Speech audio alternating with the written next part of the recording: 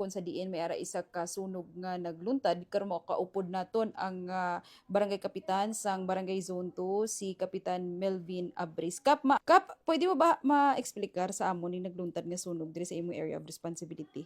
Ay, oo. Namin ang tawag sa akon si Kagawad Gaso. Mm. Nag-report siya na may sunog sa Usita Subdivision. So Mm. mga around 1:30 PM. So amo to, nagkadto kami dito.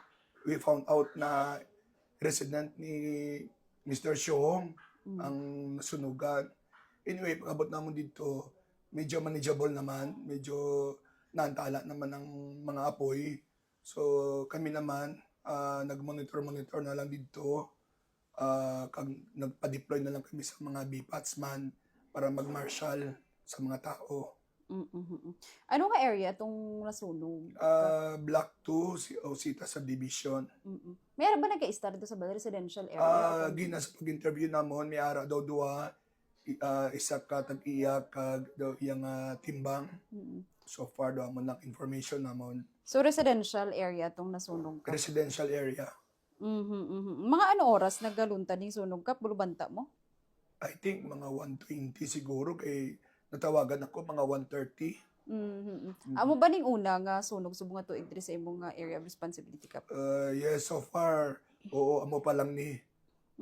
Pero wala man sang casualty kap, napilasan o napatay sa nagluntad nga sunog? So far, wala man. Hindi ko lang sure kung mga ido dito kay daw may ara ata daw na-report nga daw may napatay nga ido pero hindi pa to siya confirmed gid.